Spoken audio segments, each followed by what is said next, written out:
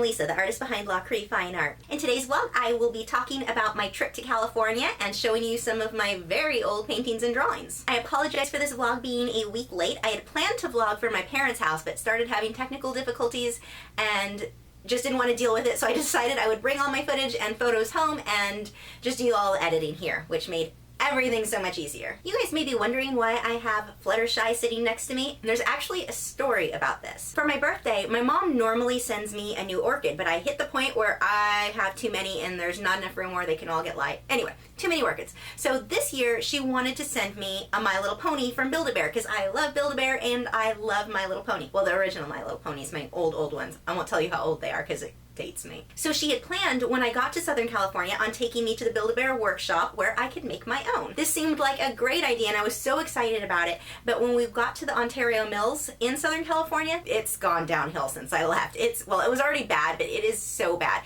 The stores were filthy. The people shopping in there, just everything. It was just not a good store. So when we got to the Build-A-Bear store, we walk in there and it was so weird. You know how normal retail stores have signage all over their walls and everything's just decorated really nicely? Yeah, the Build-A-Bear shop in the Ontario Mills in California, not so much. This place was filthy. There was no signage or very little signage on the walls, like they were all bare. It felt like creepy when you walked in, like something is wrong with this store. I mean, creepy beyond the fact that you're in a store where you put guts inside of a bear.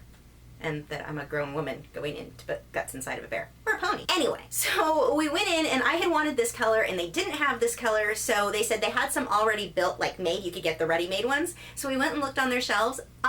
It was disgusting. The dust, like no one has ever dusted the store ever.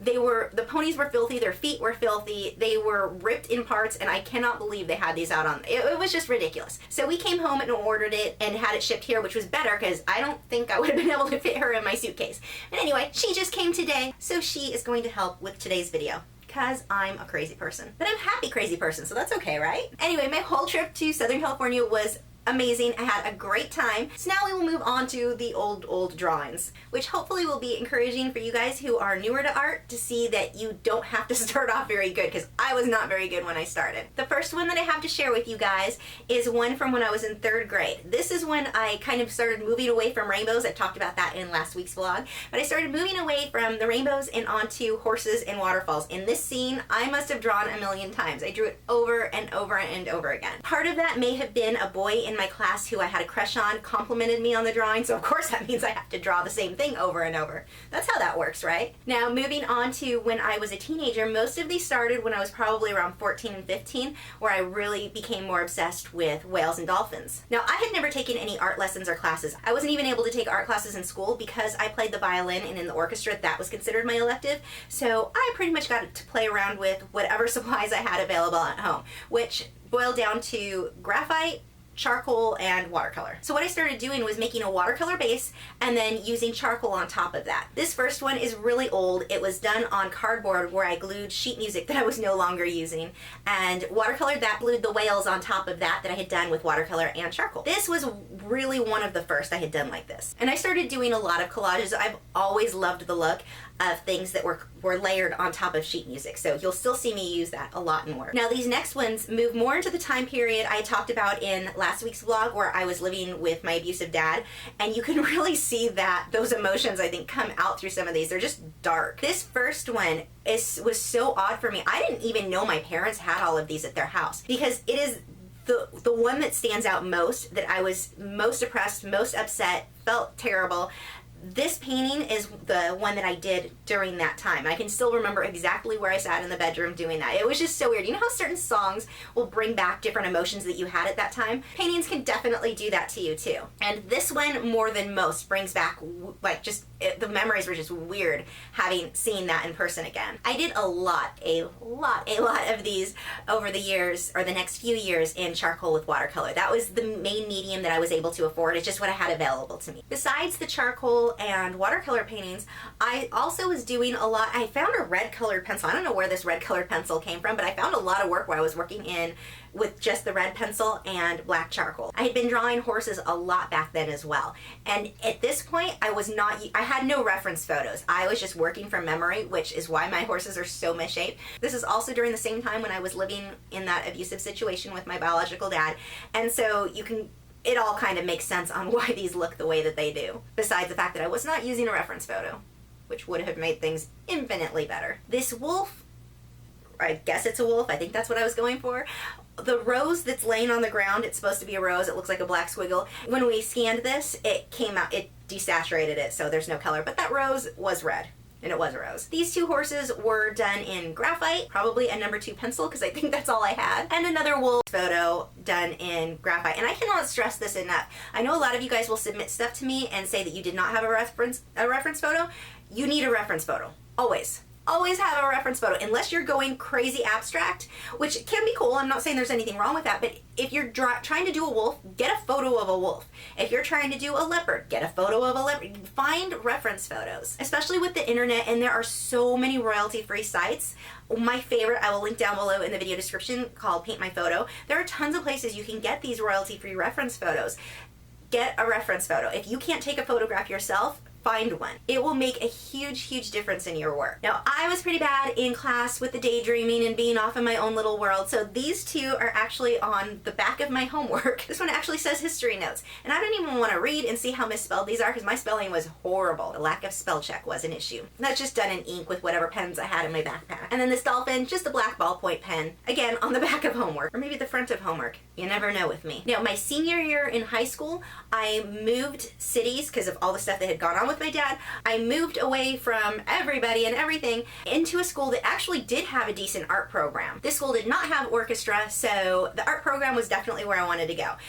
I showed them these charcoal drawings that I had done, and they put me into their AP studio art class. And this was my favorite class because it wasn't the teacher showing us or really telling us how to do stuff, although that probably would have been beneficial. But this was a class where he would give us an assignment like paint something that has to do with transparency or paint something that has to do with a certain emotion. And no matter, you could do anything as long as it fit within those guidelines. And he really never showed us how to do anything. He would just tell you, like I'd go show him my work, I'm like, I'm done. He'd say, nope, go back and work on that more. So that was about all the help that I got from him, but I loved him, and it was just a wonderful, wonderful experience for me. This painting with my whales in space, and this is not a good photograph. It has too much of a gloss to it. I just couldn't get a good shot with this one. But it was just whales swimming through space. This was the very first time that I had painted space.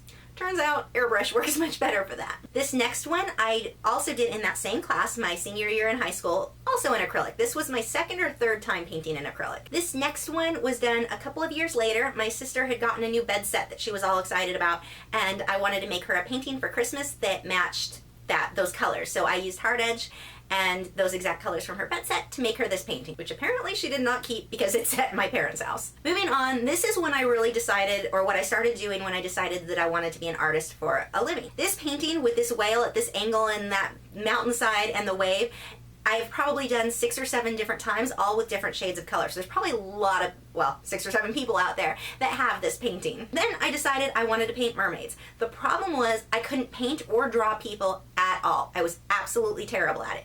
And for those of you who are going to wonder where her arms are, in my head, I thought I wanted her arms kind of like folded back behind her body. It just looked, it was terrible. It was bad. We can all laugh at this one. It's okay. I finally decided that I wanted to explore painting and drawing people more.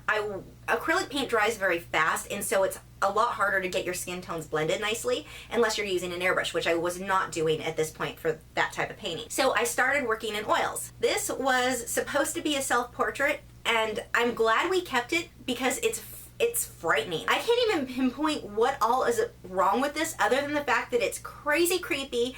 I apparently have no irises in this. It's just all pupil. I don't know what happened. I don't remember what my reference photo looked like, so I don't know why I came out looking kind of like a weird zombie ghost thing. I don't know. It was just frightening. It's kept up inside a closet in storage because it scares everyone who sees it. Thank God I got better. This painting I actually forgot that I had ever done. I did this as a gift for my mom. It was kind of a kill two birds with one stone type of thing. I needed a gift for her birthday, and I wanted to practice oil painting.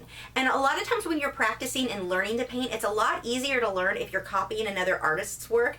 You do run into copyright things there. It's not appropriate to be making prints or selling that work, but you can give it away. You know, basically as long as no one's making any money off of it, most people are cool with that. So this was done. It was another artist's original painting that I was copying. Mine was not anywhere near as good as that original artist, but I would give credit to or tell you guys who it was, but I have no idea who the original artist was of this design. It was just me practicing oil painting, and my mom has a koi pond, so I thought she would like that. This mural was done about, gosh, 14 years ago. It's old, and I kind of laugh at it because the drawing of the dolphins I'm okay with, but there's no depth. And I had my airbrush, like I could see parts on this that I airbrushed, and I have no idea why I did not airbrush certain other things that would have given them a lot more depth. Whatever. And that's pretty much it for some of the older drawings I'm going to share with you guys. These are things I have never shared online before, because they're kind of embarrassing. I have new video critiques every Tuesday at 3 p.m. Central Time where I critique your original paintings and drawings. I have my own speed painting and drawing videos every Wednesday at 3 p.m. Central Time, and now vlogs every weekend.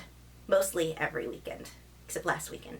I'm going to leave you guys with a couple of the video clips I took from my parents' house, including my grandmother speaking Dutch. Hopefully nothing bad, because I don't speak Dutch, so I'm not really sure what she said. I'll see you guys in a few days.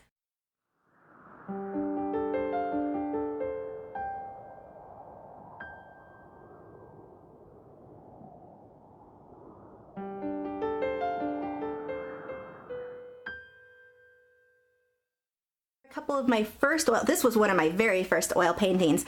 This is a good example of why you need to start off with a drawing that is drawn correctly beforehand, because even if I had been able to paint well, which I didn't at this point in time, this was 2001, so that's about when I started oil painting, but it is just drawn wrong. So the perspective is off, the angles, it's kind of, his face is warped, it's all kinds of a mess. This one is drawn better. This was 2003. The lighting in here is terrible, and I don't want to take this off the wall. And that one, this one, I was just practicing oil painting, and it is a copy of another artist, but I'm not sure who the artist was. This is my Oma and my dad, Fred. They are from Holland, so I thought, I know I have a few of you guys from that area, so I thought I would have her say hi to you. Ja, oké. En ik woon 55 jaar in Californië. Is heel leuk te praten met jullie, want er wonen hier ook een hoop Hollandse mensen. Dus ik heb een hoop Hollandse vrienden. And here is my mom. These are the most supportive parents for an artist you could ask for. They weren't like most parents who are constantly telling you to get a real job. They actually encouraged me to paint. You just wanted me to move out. You didn't care what I did as long as I moved out. Heb je het? Ik woonde in Rotterdam. En het zou leuk zijn als er een van jullie van Rotterdam is. Laat het weten aan Lisa. Oké.